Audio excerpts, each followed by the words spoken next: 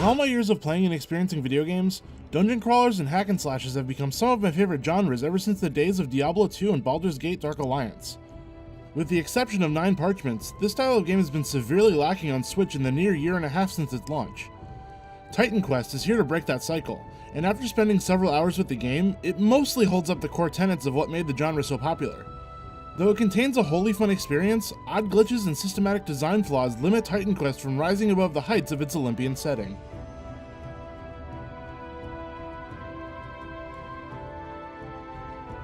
As with most games of its ilk, Titan Quest follows a rather generic yet mostly satisfying feedback loop.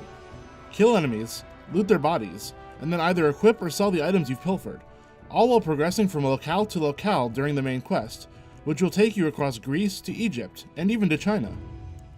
There are side quests to be completed as well, but they don't require much out-of-the-way exploration, as most bosses or quest items can be found directly on your path to the next main objective.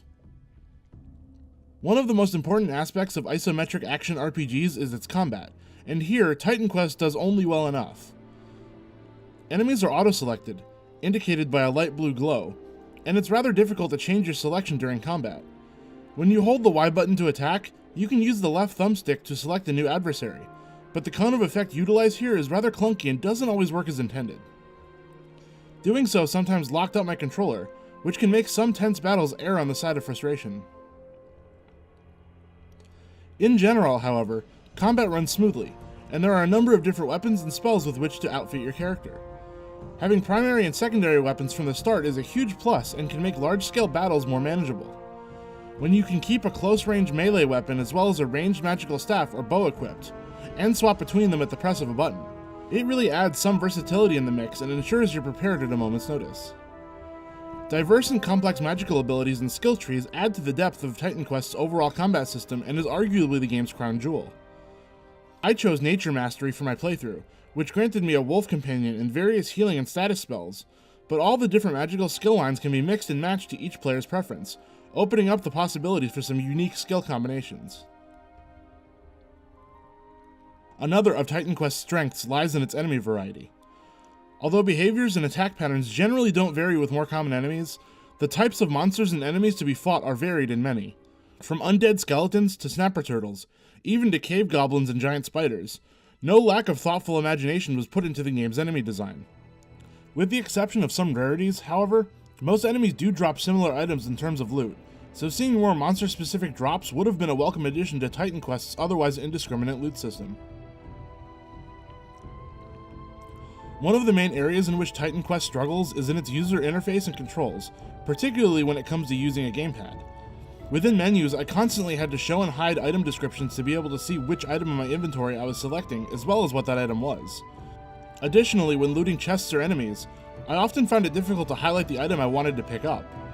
Since there's no way to use a button or one of the thumbsticks to cycle through lootable items, I constantly found myself either running in circles trying to highlight my desired item, or picking up everything within reach and tossing the unwanted items, which, again, forced me to muddle through the game's overly wordy item description windows. It sounds like a small complaint, but good UI is important in a game where you constantly have to rifle through menus to upgrade your items or character, and unfortunately, Titan Quest drops the ball here. Additionally, the game has a number of bugs, including spells traveling through solid objects, as well as a particularly frustrating tendency for your animal companion to experience collision detection issues which cause the screen to shake. I also experienced numerous occasions where my controller would lock up after pushing a button too many times in rapid succession and would only grant me control once I stopped for a moment or two. These are all small issues, but combined, they make me wonder if the game couldn't have used a little more time in the oven. All that said, Titan Quest looks great whether docked or in handheld. The game runs at 1080p docked and at 720p in handheld, and the game mostly hits its intended 60 frames per second, with the occasional animation hitch here or there. Character movement and battle animations can be somewhat stiff, but for a remaster of a game originally released in 2006, that's not entirely surprising. The game is also fully voice acted, though it feels quaint. Titan Quest shows its age based on the enthusiastic rigidness of some of the game's voice acting, but it's charming nevertheless. Thank you again, stranger. We are indebted to you, but we won't be safe until the men of Sparta guard Helos. The game also does support local and online multiplayer for up to 6 participants, which is great for couch co-op and online adventurers alike.